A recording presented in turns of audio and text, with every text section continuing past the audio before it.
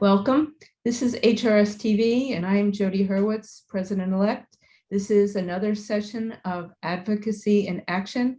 And today, wonderfully, we have our CEO, Pat Blake. Obviously, we all know that we're in the midst of a crisis. I think that we're all attuned to Rod Tung and HRS TV breaking news. We're taking a little bit of the longer look. We hope to continue these sessions and get much more of a history and more information. So Pat, welcome. One of the things that we've heard is what exactly is our CEO and staff doing in a crisis like this? So what can you help us with? Well, thank you, Jody. First of all, it's really good to be here and good to spend some time with all of you talking about this really critical issue. And you know, one of the things I want to say right off the bat is that advocacy and action is really the key. Action is what we really are all about. And that's what I'm about as the CEO and our staff is about. But as the CEO, it's my responsibility to support the membership. This is your organization. You're the electrophysiologists, you're the allied professionals, you're the industry folks who support this whole specialty. My job is to run the association. And that's the job of the staff, to implement the strategy and the direction that the board and our members want us to go. That's why it's so critical right now that we are fighting these ablation cuts with everything we can. As you know, you've heard on many of these programs, but it's worth repeating that we have started a new task force, CMS strategy task force. Our health policy and reimbursement committee has been working diligently, frankly, for years. They continue, of course, to work with us, to work with every aspect. We've hired a lobbyist to help us with the legislative action. We're working very, very closely with ACC, but my job and the job of the staff is to implement these strategies. It is to listen to what our members need. And when they say we think we need legislative activity, then it's our job to hire the lobbyists, which is exactly what we did. Wonderful. So you've been a CEO at other organizations before. Have you ever run into anything like this before? Well, yes, unfortunately I have. And I say that because this is a crisis for our specialty, and it's always a crisis when reimbursement cuts are this draconian and this unsubstantiated in our opinion. I had a similar experience. It's never quite the same when you're dealing with CMS and reimbursement issues, but a similar experience when I worked with GI endoscopy. That was actually in 2014 and 2015.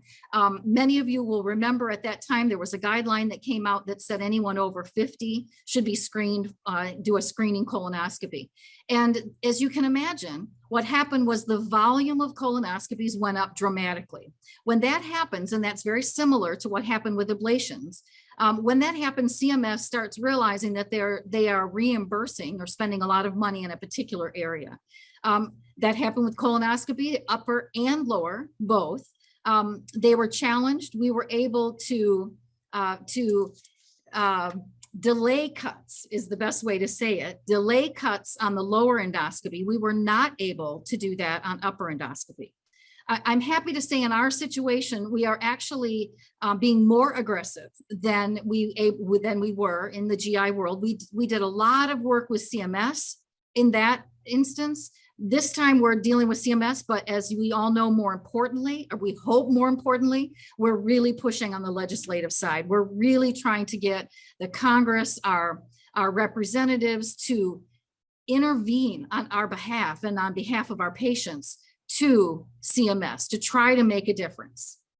So actually, you definitely feel that we at HRS are doing more than was done previously. So we are, and of course that was quite a few years ago, and you know, situations change. But the point is that we have decided, and again, thanks to the membership and the leadership, have decided that it's not enough to just try to have our members, although it's critical to have our members write to CMS and communicate directly with CMS. We also believe that we need the legislative help, and that is we have hired a lobbyist. We're working with ACC. There are other organizations that are deeply invested in the electrophysiology specialty who are also hiring lobbyists. And it's the hopefully it will be all of us together that will be able to have an impact and that will get CMS to listen to us. Thank you. That's wonderful. I do get a sense, and I hope our membership understands that you all are standing behind us, listening to us, actively supporting us, directing us, and doing a lot of the heavy lifting that I think a lot of us don't realize is going on. So I thank you very much for that and all of your support. Well, I thank you, Jody. I appreciate that. And I know the staff who are working hard with our members on this as well appreciate that. I think it's really important. I've been a CEO and a medical professional for 25 years, and it's always been my philosophy to lead from behind. And I think that's what we need to do. I want your faces out there. I want your voices out there. And it's our job to help make that happen and to help ensure that happens. But it's not my association. I have the great honor and privilege to run this operation and to work with all of you, but it's our members organization. And the members are the ones, their faces, their voices are the ones that CMS and our legislators and their patients need to hear and see. Wonderful. Thank you very much, Pat. It's been great having you on here. I would say to all of you, stay tuned. There's going to be more of these advocacy and action sessions.